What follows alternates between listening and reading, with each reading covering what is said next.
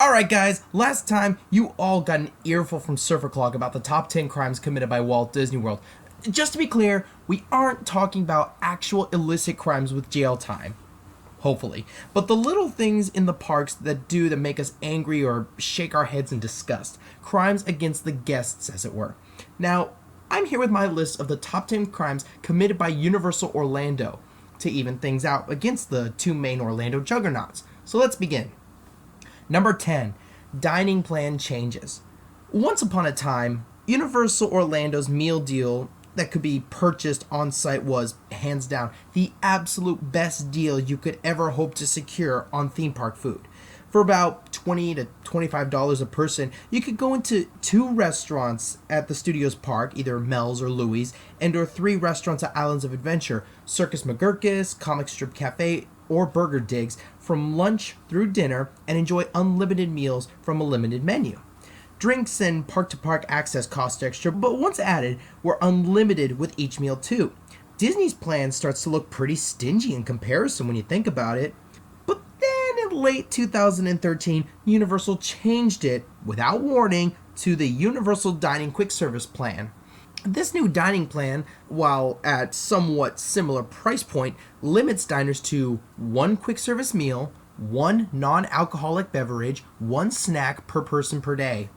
Although more restaurants and most snack stands participate, it makes you wonder why Universal chose to all but copy Disney on this.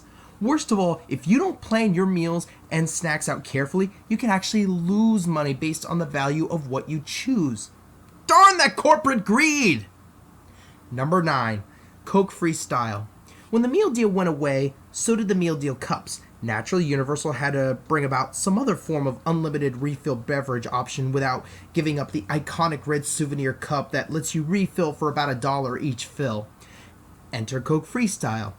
When the machines first started popping up in 2012, you could fill any cup with the versatile machine's dizzying array of drinks. Once testing was over and the meal deal was given the boot, Universal rolled out changes to Coke Freestyle. Now, cups more specifically designed to work with the machines via an RFID chip. The machines were updated to only disperse drinks when the chip was on the cup. The cup itself, at current, costs nearly $13 after tax.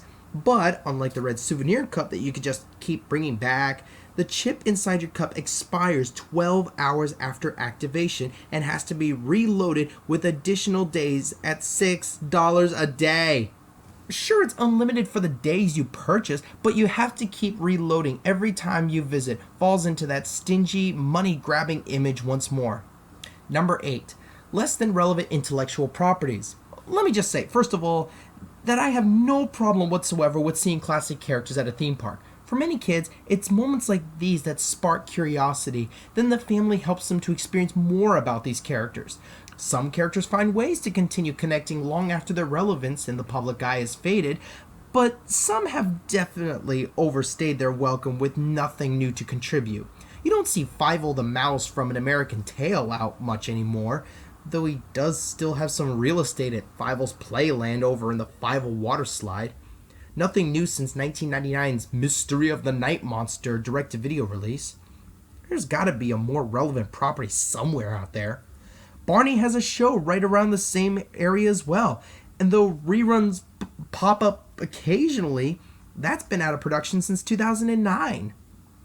Unfortunately for the Purple Dinosaur, it seems the counterculture against him rings truer than his actual show. Fear Factor has a show, but its series got canceled not once, but twice! Ran from 2001 to 2006, then a failed revival lasted all of 8 episodes from 2011 to 2012. Then there's Twister, which has had nothing done since the 1996 film was a smash hit, and yet that attraction is still going strong.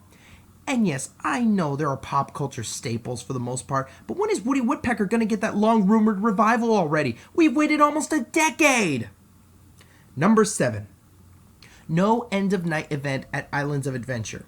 This may seem like a minor nitpick, but when you consider that I of A has become more of a full-day experience with the Wizarding World, something to cap off the day of adventures seems like it would make sense. It doesn't have to be a fireworks, lasers, pyrotechnic deal like like at the Universal Studio Park. In fact, since the big tipboard screen at the front of the park loses its usefulness by the late evening, why not use it for something? Show off photos or short sequences, maybe video clips recorded by guests about their day, followed by a hearty thank you from everyone in our universe, and everyone wins. Simplistic? Sure, but something is better than nothing. Number 6, lack of cohesion in City Walk.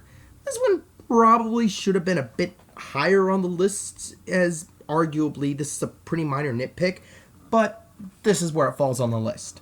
City Walk here in Orlando opened in 1999 to complete Universal Studios' transformation into the Universal Orlando Resort. City Walk serving as a gateway to the studios in I of A. They could have used the opportunity to further extend the theming and connections made to the parks. Maybe extend some exclusive merchandise that you can't find in the parks. What is it instead? Restaurants, a theater, tons of shops, and a smattering of clubs. You had the opportunity to do something unique, Universal, and instead you chose to copy Downtown Disney and Pleasure Island. It works, I guess, and that's why this is only number 6 on my list. It works, folks enjoy it, and the recent expansion has brought a few original ideas and in some intriguing new dining options. Well, it's a step in the right direction. Well, that's at least numbers 10 through 6 on this countdown list. Stick around and click on the annotation above if you want to hear my top 5 through number 1.